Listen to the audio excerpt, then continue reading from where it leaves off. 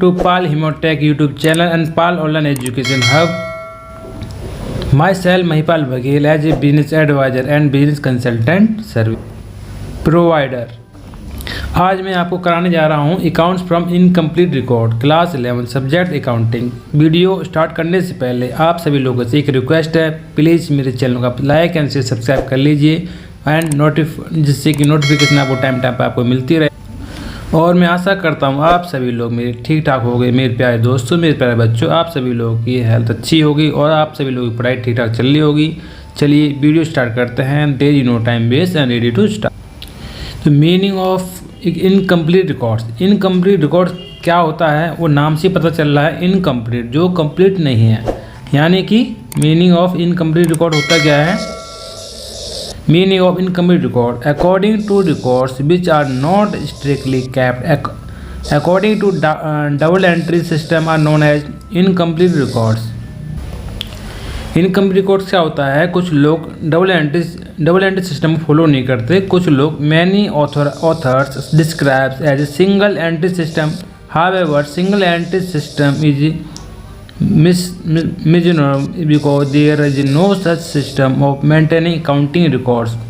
यानी single and system में क्या होता है, कोई सिस्टम नहीं होता अकाउंटिंग रिकॉर्ड करने का, उसे हम इनकम्प्लीट रिकॉर्ड्स कहते हैं। यानी कि इनकम्प्लीट रिकॉर्ड्स किसे कहते हैं, जो डबल एंट्री को फॉलो नहीं करते उसे हम इनकम्प्लीट रिकॉर्ड कहते हैं। वो सिंगल एंट्री सिस्टम पर बेस होती है। यानी कि इनकम्प्लीट रिकॉर्ड्स होता क्या है, According to records which are not strictly kept according to double entry system are known as incomplete records. Many author describe as single entry system. हमारा जो incomplete record होता है वो हमारा क्या होता है, single entry system होता है। However, single entry system is a misnomer because there is no such system. कोई सिस्टम नहीं होता maintaining accounting record. Single entry system में कोई सिस्टम नहीं होता अकाउंटिंग रिकॉर्ड करने का। It is also not a shortcut method as an alternative to double entry system. It is rather mechanism of maintaining records whereby some transactions are recorded with the proper debit and credit side in the case of either one side or no entry is made. Normally under this system, record of cash and personal accounts of debtors and creditors are properly maintained, while the information relating to assets, liability, expense and revenue is partially recorded. Hence these are usually referred to incomplete record. यानी कि हम जो income, expense, asset हम partial record करते हैं उसे हम incomplete record कहते हैं, जो कि डबल एंट्री सिस्टम पर बेस नहीं होता, जो कि डबल एंट्री सिस्टम को फॉलो नहीं करते, उसे हम इनकम्प्लीट रिकॉर्ड कहते हैं। यानी कि single entry system. Incomplete records क्या होता है, सिंगल एंट्री सिस्टम होता है। Single entry system, not double entry system नहीं होता। Features of incomplete record. हमारी इनकम्प्लीट रिकॉर्ड की विशेषताएं क्या होती हैं। इनकम्प्लीट रिकॉर्ड में be due to partially recording of transaction as the cash with the small shopkeeper such as grocers and vendors. Incomplete record क्या होता है, ये पार्शली रिकॉर्डिंग होती है, जो कि कंप्लीट रिकॉर्डिंग नहीं होती, जो कि छोटे मोटे जो शॉपकीपर्स हैं वो रिकॉर्ड करते हैं। In the case of the large size of organisation the accounting record में be rendered the state of incomplete record due to nature of calamity, their theft and fire. The feature of incomplete record are as under. यानी कभी fire लग जाए या natural calamity हो जाए तो इस केस में हमें इनकम्प्लीट रिकॉर्ड करना पड़ता है, यानी सिंगल एंट्री सिस्टम, जिसमें कि हमारा डबल एंट्री डेबिट क्रेडिट नहीं होता। तो इट इज़ द जो हमारा फीचर्स ऑफ इनकम्प्लीट रिकॉर्ड, ये क्या होता है हमारा, it is N unsystematic method of recording transaction. ये कोई अनसिस्टमेटिक है हम ट्रांजैक्शन रिकॉर्ड करने के लिए। सेकंड क्या होता है हमारा, generally record for cash transaction and personal accounts are properly maintain and there is no information regarding the revenue and gains, expense on loss, asset और लायबिलिटी। मोस्टली इसमें कैश ट्रांजैक्शन होती हैं। थर्ड क्या है हमारा, पर्सनल ट्रांजैक्शन और owner may also record in the cash book. जो personal transaction होती है वो हम कैश बुक में रिकॉर्ड करते हैं। चौथा क्या, different organisation maintain the according to their convenient and needs and their accounts are not comparable due to lack of uniformity. Fifth है हमारा, टू एसेटन प्रॉफिट और loss for obtaining any other information, necessary figures can be collected only from the original voucher, such as sales invoice or purchase invoice. This dependence on original voucher is inevitable. 6 है हमारा था profit और loss for the year can not be ascertained under this system with the high degree of accuracy as only estimate of profit earned or loss earned can be made. The balance sheet also may not be reflect the complete true and position of the asset and liability. यानी कि हमारे accounting के दो method होते हैं. First क्या होता है हमारा डबल एंट्री सिस्टम, सेकंड होता है हमारा single entry system. Single entry system को हम क्या कहते हैं, इनकम्प्लीट रिकॉर्ड्स, जो हमारा इनकम्प्लीट रिकॉर्ड्स जो हमारा कंप्लीट नहीं होते. तो सिंगल एंट्री में हमारा जो प्रॉफिट है वो हमारा एस्टिमेटेड पता चल पाएगा, और जो बैलेंस शीट की जो ट्रू एंड पोजीशन है वो भी हमारी एस्टिमेटेड पता चल पाएगी, करेक्ट पोजीशन नहीं पता चल सकती. Correct true profit true position के लिए हमें डबल एंट्री सिस्टम को फॉलो करना पड़ेगा, तभी हम पता कर पाएंगे. तो फीचर्स ऑफ इनकम रिकॉर्ड्स के यही होते हैं. ये अनसिस्टमेटिक होता है, ये परसेंट ट्रांजैक्शन रिकॉर्ड करता है, डिफरेंट ट्रांजैक्शन को हम रिकॉर्ड करते हैं. एसेट इन प्रॉफिट उसमें हम नहीं पता कर सकते, और ना ही हम उसकी ट्रू पोजीशन बैलेंस शीट हम पता कर सकते हैं. चलिए आगे बढ़ते हैं.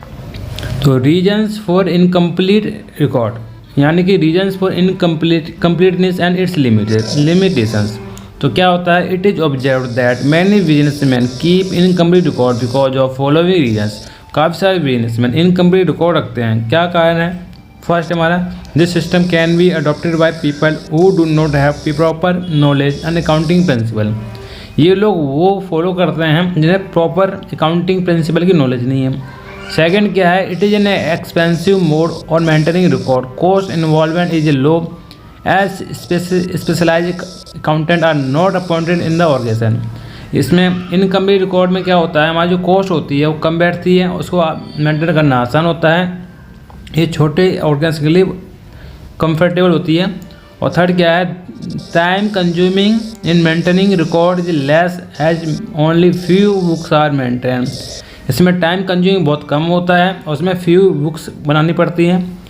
फोर्थ हमारा एग्जांपल है, it is a convenient mode of maintaining records as owner may record only important transaction according to the need of business. However, the mechanism of incomplete record suffers from a number of limitations. This is due to basic nature of mechanism. Broadly speaking, unless a systematic approach to maintaining the records followed reliable and functional cannot be prepared. तो limitation of incomplete record as follow. तो क्या क्या limitation होती है incomplete records में.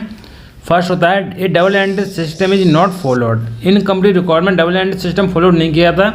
ये trial balance can not be prepared and accuracy of accounts can not be ensured. Incomplete record में हमारा ट्रायल बैलेंस कभी भी प्रिपेयर नहीं किया जाता है और ना ही उसमें एक्यूरेसी आ सकती है. बिना ट्रायल बैलेंस के अकाउंट्स में कभी भी एक्यूरेसी नहीं आ सकती है. सेकेंड है हमारा, the correct ascertainment and evaluation of financial result of business operation can not be made. यानी करेक्ट हमारा evaluation of profit and financial position नहीं बन सकता.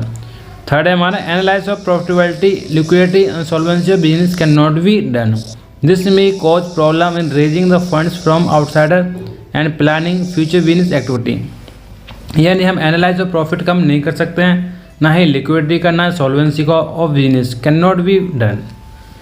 फोर्थ है हमारा, the owners face great difficulty in the filling an insurance claim with the insurance company in the case of loss of inventory by fire या theft. यदि inventory में आग लग जाती है, जो हमारा ओनर है उसे इंश्योरेंस का बेनिफिट उसे नहीं मिल सकता. लास्ट हमारा, it becomes difficult to convince the income tax authority about the reliability of the computed income.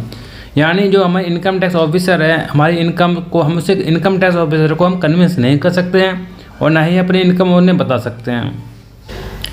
एसेटलमेंट of profit and loss, यानी कि सिंगल एंट्री सिस्टम में हम प्रॉफिट एंड लॉस हम एसेटलमेंट रहता है. यानी every business firms who wishes to ascertain the result of operation to assess its efficiency and success and failure. This gives rise to need for preparing the financial statement to disclose option A, the profit made or loss such stand by the firm during the given period, the amount of assets and liability at the closing date of accounting period। यानी कि जो single entry system है हम profit and loss और जो position है हमारी asset liability की हम उसमें नहीं बता सकते एज पर single entry system. Single entry system में स्टेटमेंट अफेयर्स यानी बैलेंस शीट हमारी कैसे बनेगी, जो भी लैंड बिल्डिंग की वैल्यू होगी वो हम एसेट साइड में डाल देंगे और जो भी मशीनरी एसेट साइड में हम डाल देंगे, मशीनरी फर्नीचर करंट एसेट जो भी stock debtor cassette bank prepaid expense ये हम एसेट साइड में शो कर देंगे। और हम जो लायबिलिटी साइड में bills paper creditors outstanding expense show कर देंगे। तो यानी कि हम जो हमारी कैपिटल यदि हमारी क्लोजिंग बैलेंस हमारी कैपिटल हम लायबिलिटी साइड में हमारी निकलेगी, यदि हमारी कैपिटल एक्सेस है यानी कि हमारी डेबिट बैलेंस है तो हमारी ये एसेट साइड में निकलेगी। यानी कि हमारी जो एसेट साइड में जो निकलेगी कैपिटल वो हमारी क्या होती है नेगेटिव कैपिटल होती है, यानी कि डेबिट बैलेंस ऑफ कैपिटल। जो क्रेडिट कैपिटल होती है हमारी वो हमारी पॉजिटिव बैलेंस ऑफ कैपिटल होती है। Statement of profit loss account for the year वो हम कैसे निकालेंगे, हम क्या करेंगे capital at the end of year compute from statement, यानी जो क्लोजिंग कैपिटल है हमारी क्लोजिंग कैपिटल हम लिखेंगे उसमें हम ड्राइंग क्या कर देंगे ऐड कर देंगे। जो भी हम ड्राइंग हम ऐड कर देंगे, ड्राइंग हमारी ऐड हो जाएगी, उसमें हम लेस कर देंगे एडिशनल कैपिटल इंट्रोड्यूस। यदि कोई एडिशनल कैपिटल है वो लेस हो जाएगी और adjustment capital at the end of the year वो हमारा क्या हो जाएगा लेस हो जाएगा। इसमें हम लेस क्या करेंगे, लेस हम कैपिटल एज द बिगिनिंग, कोई बिगिनिंग कैपिटल है तो हम वो लेस कर देंगे तो हमारा क्या निकल आएगा प्रॉफिट और लॉस में during the year. Current year का हमारा प्रॉफिट निकल आएगा। इस वाले क्वेश्चन में हमें प्रॉफिट एंड लॉस पता करना है। तो प्रॉफिट लॉस कैसे पता चलेगा, हमें कैपिटल यानी क्लोजिंग कैपिटल पता होनी चाहिए। क्लोजिंग कैपिटल में से हम capital beginning opening capital minus कर देंगे और उसमें हम ड्राइंग प्लस कर देंगे और capital introduce during the year वो हम माइनस कर देंगे।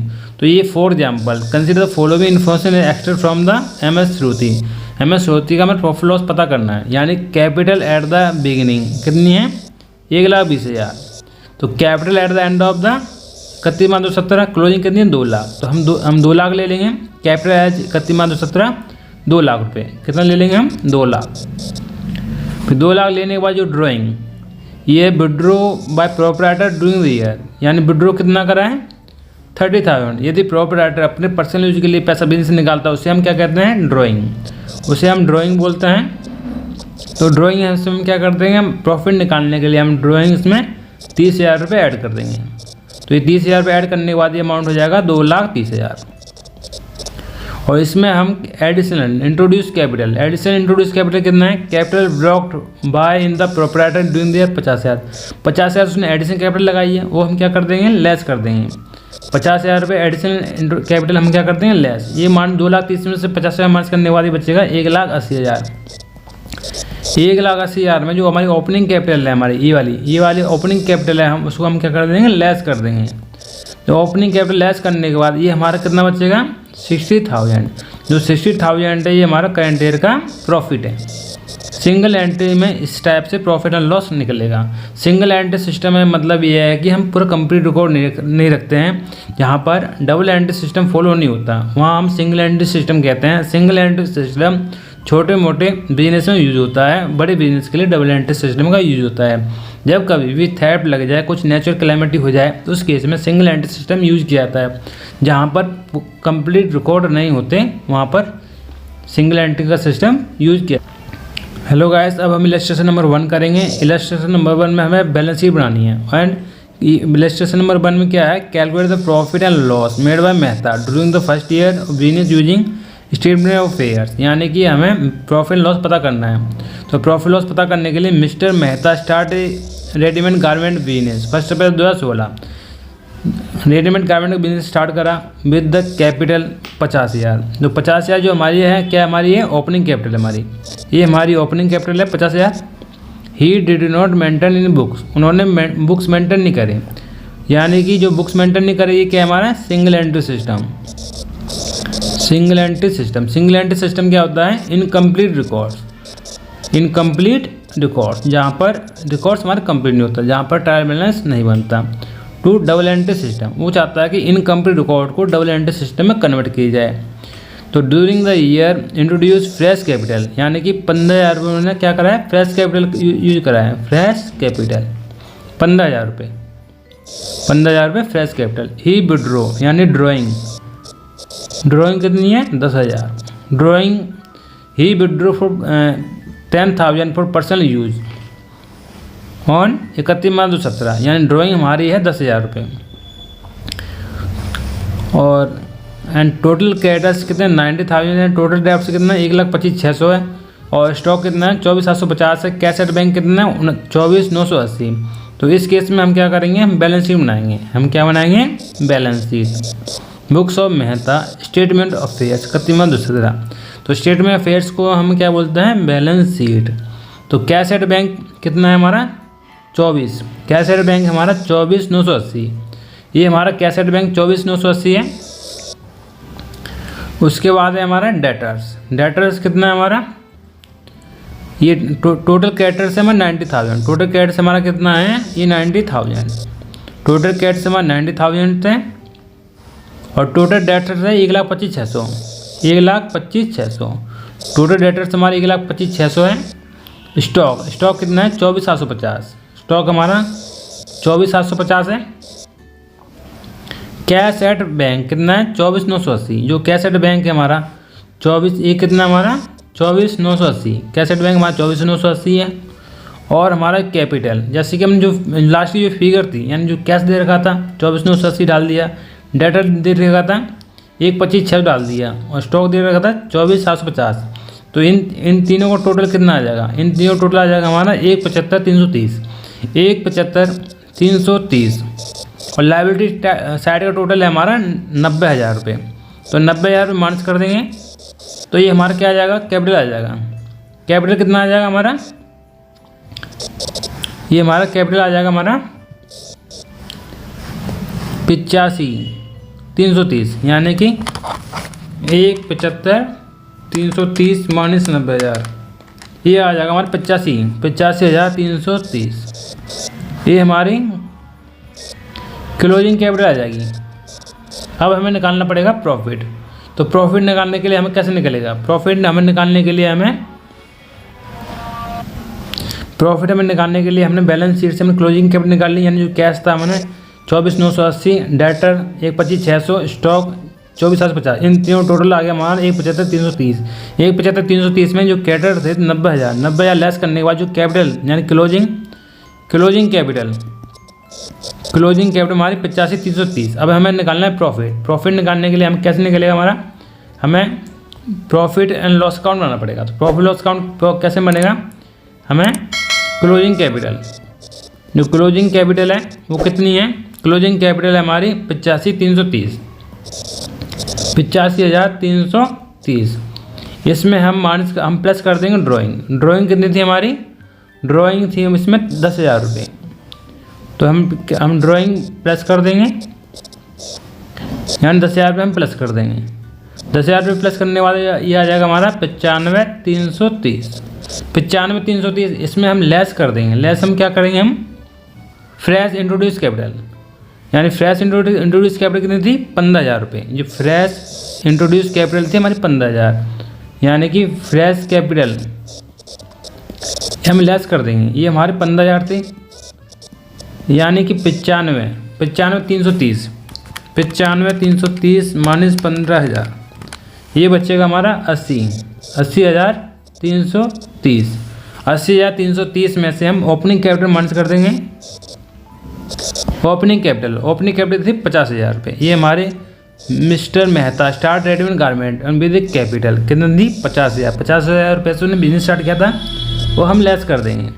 80,330 में से 50,000 जाएगा तो बचेगा ये 33,330। ये हमारा आंसर हो जाएगा। सॉरी, आंसर हमारा 30,330 हो जाएगा। 30,330 यानी कैपिटल 31 मार्च कैपिटल थी हमारी 85,330, यानी ड्राइंग थी हमारी 10,000। ड्राइंग हमने ऐड कर दिया, ये हमारा 95,330 आ जाएगा।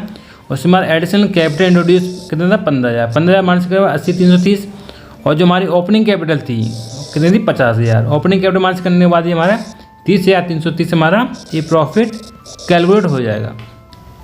अब हम इलस्ट्रेशन नंबर 2 स्टार्ट करने जा रहे हैं। तो Miss Vandana runs a small printing firm. Miss Vandana runs a small printing firm. एक मिस वंदना के एक छोटी सी प्रिंटिंग फॉर्म है। She was maintaining only some records which are thought but sufficient to run the business.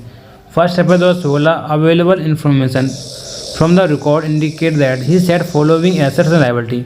यानी 2016 में उस पर क्या थी, एसेट्स लायबिलिटी थी। यानी ये हमारा बैलेंस शीट हमारी, ये हमारी मिस वंदना की 2 ईयर्स की बैलेंस शीट है।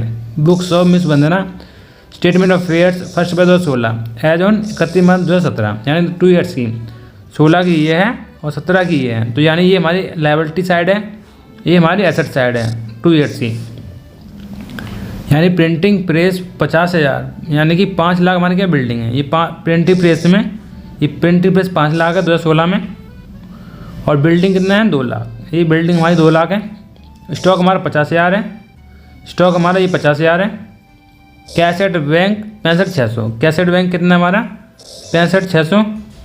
Cash in hand 78,90। Cash in hand 78,90। जो हमारा जो कैश इन हैंड है वो कितना है 78,90 है।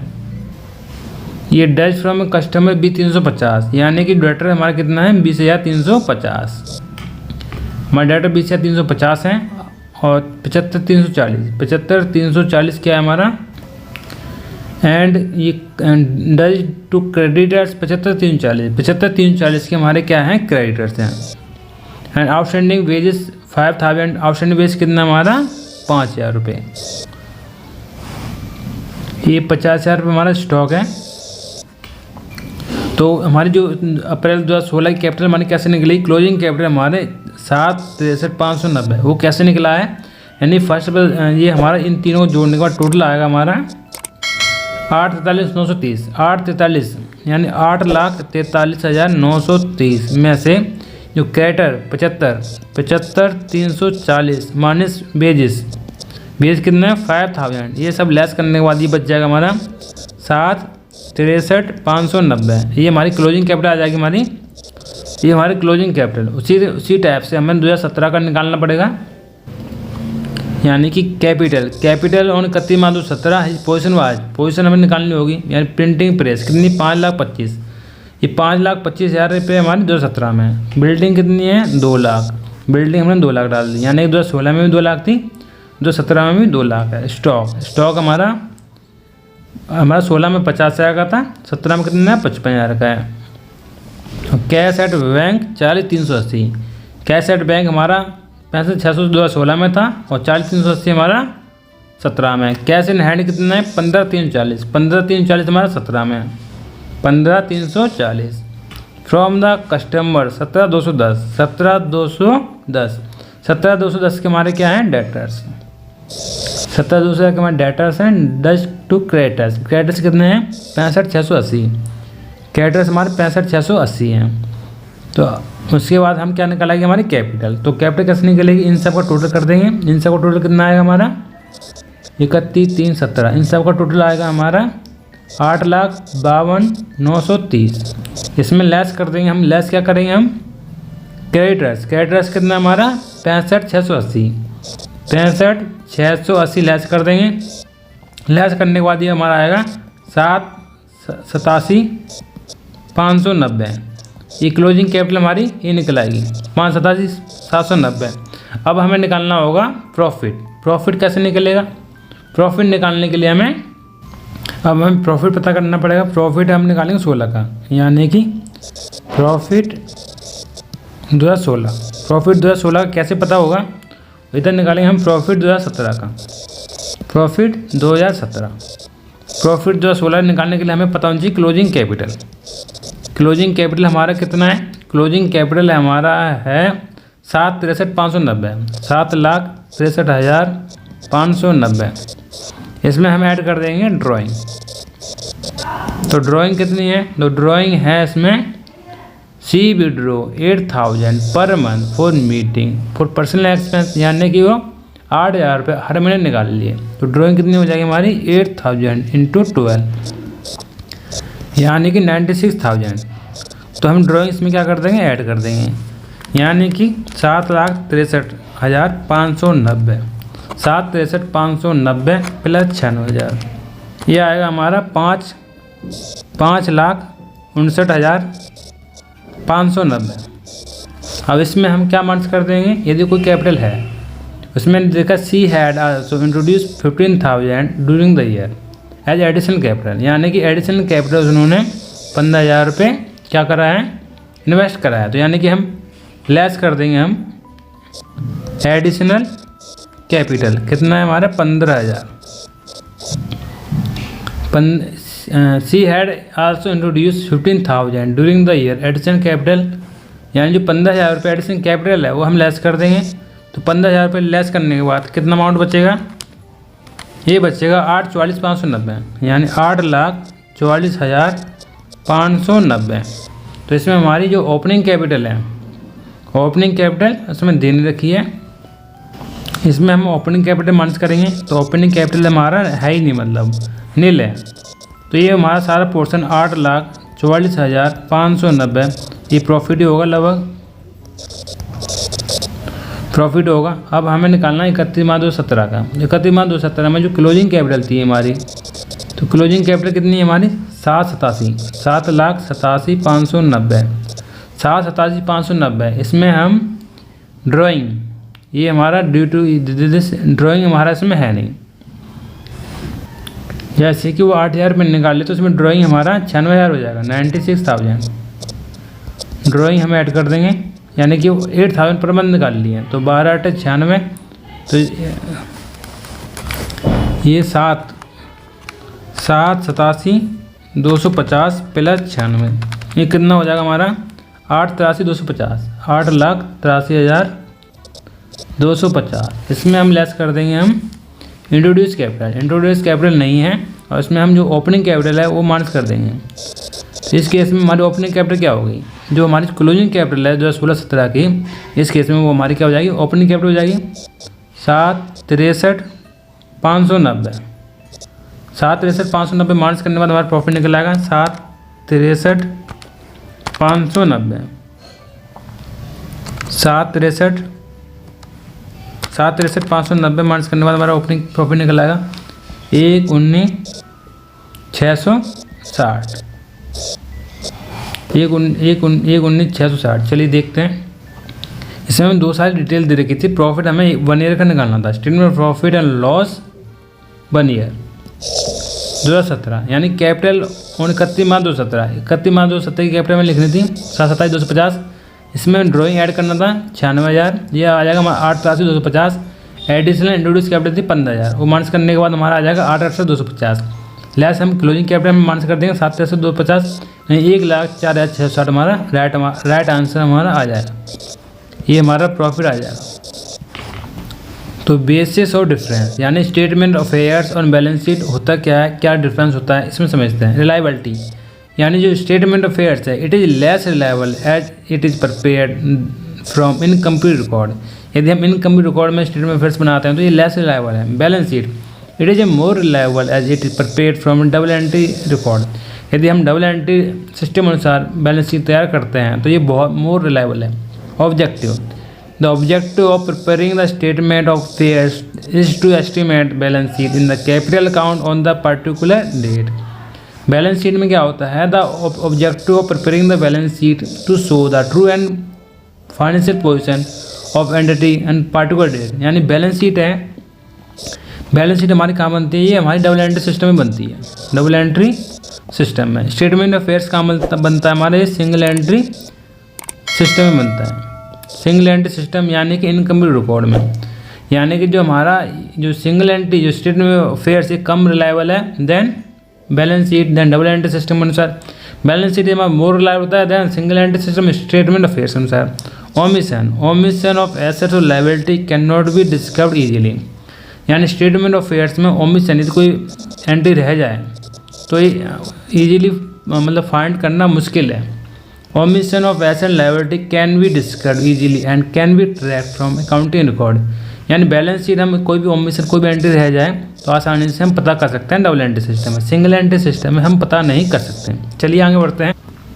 सिंगल एंट्री सिस्टम में preparing the trading and profit loss account and balance sheet कैसे बनाएंगे। तो इसमें क्या होता है, कुछ मोस्ट कॉमन यदि आइटम मिसिंग हो तो उनका लेयर बना के उनको फाइंड कर सकते हैं, जैसे opening capital, credit purchase, credit sales, bills payable, bills receive accepted, payment creditors, payment debtors.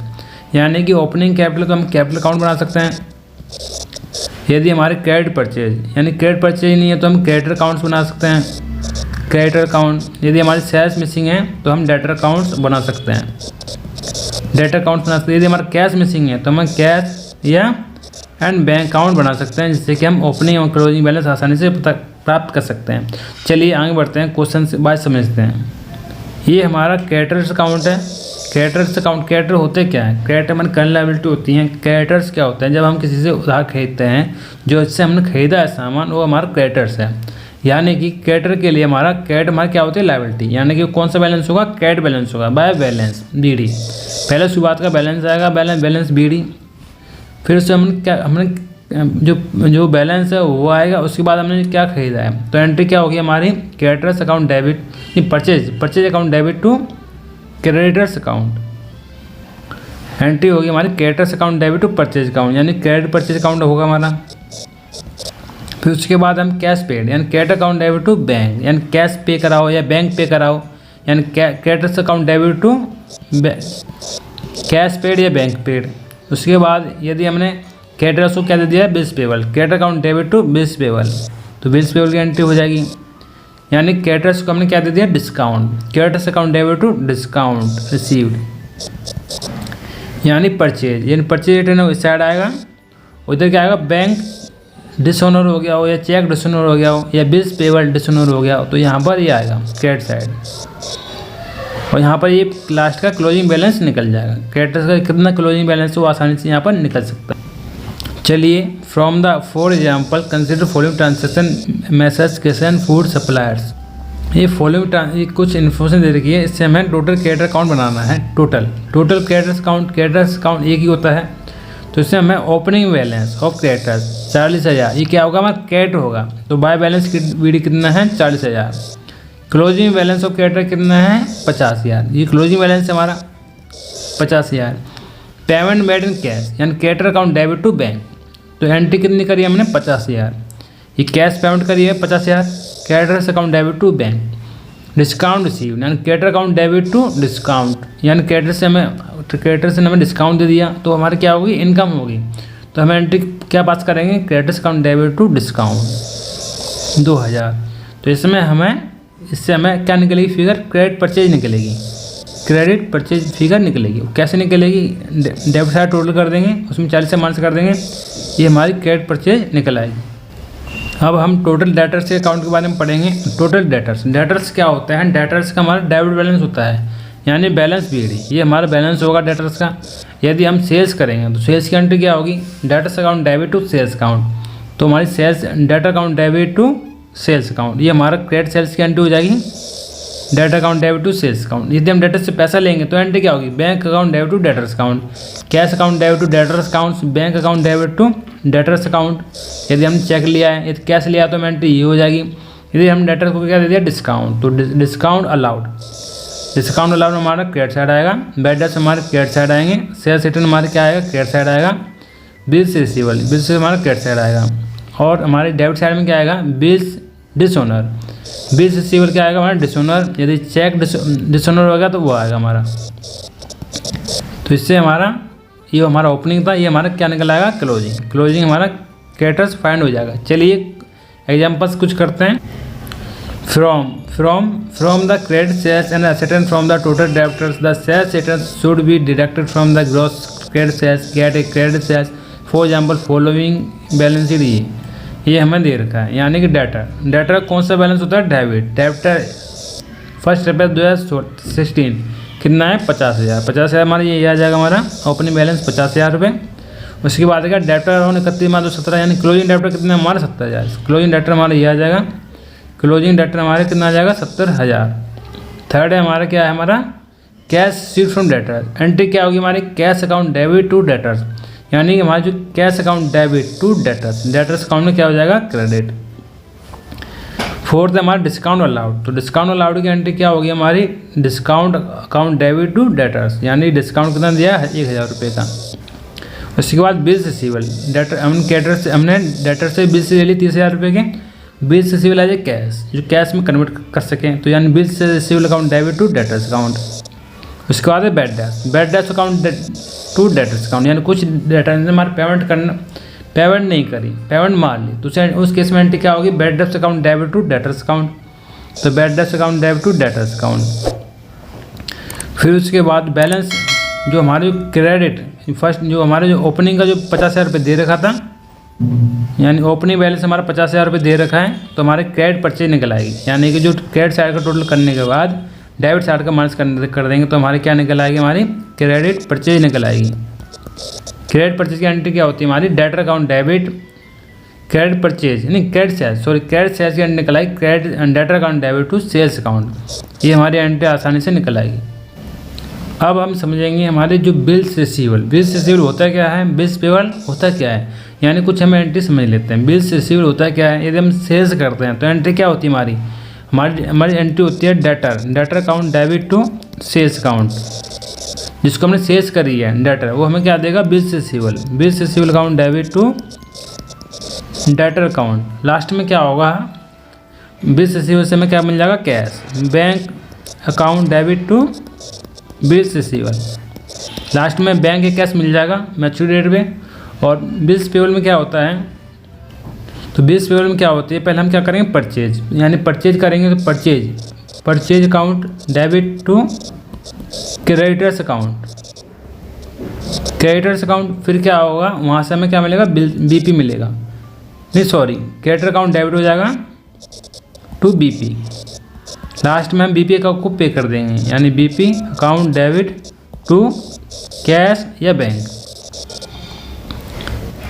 तो हम टोटल बिल्स रिसीव बनाते हैं, तो बिल्स रिसीव हमारी क्या है, एसेट्स। एसेट का कौन सा बैलेंस होता है, debit, all assets have debit balance. और हमारा जो बिल्स पेबल है उनका कौन सा बैलेंस होता है, liability, all liability have credit balance. All liability कौन सा बैलेंस होता है, क्रेडिट। यानी जब हम बिल्स रिसीवल से पैसा मिलेगा, तो बिल्स हमारा जो ओनर होगा, तो एंट्री क्या होगी, bank account debit to bills receivable, bank account debit to bills receivable. जब हमारा बिल ओनर होगा, जब हम सेल्स करेंगे, तो जब हम डेटर से हम बिल्स रिसीवल लेंगे, तो एंट्री क्या होगी, bills receivable account debit to debtors account, यानी सन्ड्री डेटा अकाउंट।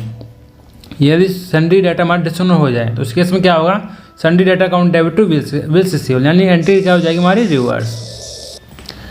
और फिर उसके बाद यदि हम डेटर से बिल से मिलेगा, तो एंट्री क्या होगी, bills receivable account debit to sundry debtors account bills received. तो लास्ट में ये हमारी ओपनिंग था, तो ये हमारा क्लोजिंग निकल आया। उसी टाइप से बिल्स पेबल, यानी बिल्स पेबल का लायबिलिटी का हमारा बैलेंस होता है क्रेडिट। फिर जब हमारी बिल क्या होगा, बिल एक्सेप्टेड होगा, तो बिल एक्सेप्टेड, तो तब एंट्री हमारी क्या होगी, बिल्स रिसीवल एंट्री होगी हमारी creditor account debit to bills payable. Bill जब एक्सेप्ट होगा तो एंट्री होगी हमारी creditor account debit to bills payable. जब हमारा बिल मैच्योर हो जाए, तो उसके समय एंट्री क्या होगी, bills payable account debit to bank, mean bill mature. ये हमारा डेबिट साइड आएगा, bills payable account debit to bank. जब हमारा बिल डिसऑनर हो जाए, तो रिवर्स एंट्री पास हो जाएगी हमारी, यानी कि bills payable account debit to sundry creditors, bill dishonour के इसमें। लास्ट में यहाँ ओपनिंग बैलेंस आता है क्रेडिट साइड, और डेबिट साइड में हमारा क्लोजिंग बैलेंस आता है। तो इसी टाइप से हमारा बिल्स रिसीवल और बिल्स पेबल अकाउंट बन जाएगा। बिल्स रिसीवल हमारी एसेट्स होती है, बिल्स पेबल ये हमारी लायबिलिटी होती है। ये हमारा क्वेश्चन है, for example consider following data available from the record Miss Sanpati. तो यानी कि हमें ये अकाउंट्स बनाना है, कौन सा अकाउंट बनाना है, बिल्स रिसीवल। ये हमें अकाउंट बनाना है बिल्स रिसीवल। तो ये ओपनिंग बिल्स रिसीवल, इसका बैलेंस कौन सा होता है, डेबिट, एंड बिल्स रिसीवल का बैलेंस होता है हमारा डेबिट। टू बैलेंस बीडी कितना है, 5,000 रुपये। टू बैलेंस बीडी कितना है हमारा, 5,000 रुपये। ये वाली एंट्री हमारी हो गई। उसके बाद है इसमें बिल्स पेबल का भी अकाउंट है। ये हमारा बिल्स पेबल है, ये हमारा बिल्स रिसीवल है, ये बिल्स पेबल है। तो ओपनिंग बिल्स रिसीवल कितने, 5,000 रुपये हमारा डेबिट साइड में आएगा। टू बैलेंस बीडी नाम से आएगा। ओपनिंग बिल्स पेबल कितने, 37,700, ये हमारी लायबिलिटी होती है। ये हमारा क्रेडिट साइड में आएगा। बाय बैलेंस BD कितना है 37,500। उसके बाद है बिल्स रिसीव्ड इज डिसऑनर्ड 2000, यानी कि बिल्स रिसीव्ड डिसऑनर हो गए 2000 रुपये के। 2000 रुपये हमारा इस साइड आ जाएगा, हमारा क्रेडिट साइड किस नाम से आएगा, बाय डेटर के नाम से। ये लिख देंगे डिसऑनर, ठीक है। बिल्स पेबल इज डिसऑनर, तो बिल्स पेबल डिसऑनर हो गए 66,750, तो 66,750 किधर आएगा, इस साइड आएगा 66,750। यहाँ पर क्या आएगा 2 क्रेडिटर्स। उसके बाद क्लोजिंग बिल्स पेबल कितना देर का है 52,500, यानी ओपनिंग हमारे बिल्स पेबल ये है 37,500, क्लोजिंग कितना हमारा 52,500। To balance CD bills collected during the year, 12,000 के बिल्स हमारे क्या हो गए, कलेक्ट हो गए, यानी कि 12,000 के हमारे बिल्स रिसीवल कलेक्ट हो गई। तो कलेक्ट होने की एंट्री क्या होगी हमारी, bank account debit to BR bills receivable. तो यहाँ पर बाय बैंक आ जाएगा हमारा, बाय बैंक कितना आ जाएगा 12,000। क्लोजिंग बिल्स रिसीवल कितना है 4,000, यानी ओपनिंग हमारे ये हैं 5,000, क्लोजिंग हमारे कितना है बाय बैलेंस CD 4,000। तो यहाँ से हमें क्या मिलेगा, यानी कि सारी एंट्री हो चुकी हैं, तो यहाँ से हमें निकलेगा हमारे क्रेडिट सेल्स टू सेल्स कौन सी होगी हमारी, क्रेडिट। और यहाँ से क्या निकलेगा, ओपनिंग बिल्स पेबल इतना है, इतना हमारा क्रेडिटर्स क्या कर लिया, डिसऑनर कर लिया जो भी है, और इतना बैलेंस CD। तो यहाँ पर हमें निकलेगा बाय परचेज कौन सी, क्रेडिट। इसका टोटल कर देंगे, ये हमारी क्रेडिट परचेज निकल आएगी, यानी कि जो हमारी क्रेडिट सेल्स है बिल्स सेल में वो हमारा कितना निकलेगा। यहाँ पर हमारे सेल्स क्रेडिट, यानी यहाँ पर हमारे डेटर, ये डेटर अकाउंट निकल आएगा बैलेंस फिगर में, और यहाँ पर हमारा क्या निकल आएगा, क्रेडिटर अकाउंट कितना निकल आएगा 81,750। चलिए आगे बढ़ते हैं, ये हमारा क्या है, बिल्स पेबल, ये हमारा बिल्स रिसीवल है, बिल्स पेबल जो भी क्वेश्चन किया था हमने, ये बिल्स पेबल, यानी ओपनिंग कितना था 5,000 रुपये, क्लोजिंग कितना है 4,000। ये हमारे बिल्स पेबल है, ओपनिंग कितना 37,500, क्लोजिंग कितना था 52,500, ठीक है। ये हमारा क्या है, ये हमारा डिसऑनर कितना हो गया था 2,000, और कलेक्टर हो गए थे 12,000, यानी कि जो सन्ड्री डेटर, जो ये फिगर हमारे भी निकली थी 13,000 रुपये, सन्ड्री डेटर्स रिसीव्ड कैसे निकली थी 18,000। इन तीनों टोटल कितना हो जाएगा 18,000 में से 5,000 माइनस कर देंगे तो ये 18,000 रुपये हमारी नेट फिगर आ जाएगी। उसी केस में टोटल बिल्स पेबल में हमारी बैलेंस BD कितना 37,500 है, क्लोजिंग बैलेंस कितना है 52,500 है। तो 52,500 में से जो सन्ड्री क्रेडिटर्स बिल्स एक्सेप्ट हो गए 81,750, नहीं बिल्स डिसऑनर हो गए थे हमारे 66,750। तो हमारे जो सन्ड्री क्रेडिटर कितना एक्सेप्ट हुए 81,750, ये हमारी नेट फिगर निकल आई बैलेंस फिगर की। इसमें 19,250 में से 31,750 माइनस कर देंगे तो 81,750 हमारा आ जाएगा। चलिए नेक्स्ट क्वेश्चन करते हैं। अब हम ध्यानपूर्वक एक टेस्ट करेंगे, टेस्ट टू अंडरस्टैंडिंग 1 में क्या है, पहला क्वेश्चन हमारा क्या है, हमारा इनकम्प्लीट, यानी incomplete record mechanical of book keeping is scientific है, ये अनसाइंटिफिक है, अनसिस्टमिक है, या both option A and B, both option B and C. ये क्या हमारा अनसाइंटिफिक है और अनसिस्टमिक है, तो ये राइट ऑप्शन हमारा क्या हो जाएगा, डी हो जाएगा। यानी फर्स्ट का हमारा क्वेश्चन हो जाएगा डी, यानी जो इनकम्प्लीट रिकॉर्ड सिस्टम है वो क्या है हमारा अनसाइंटिफिक है और अनसिस्टमेटिक है, ठीक है। सेकंड क्वेश्चन आंसर हमारा डी हो जाएगा।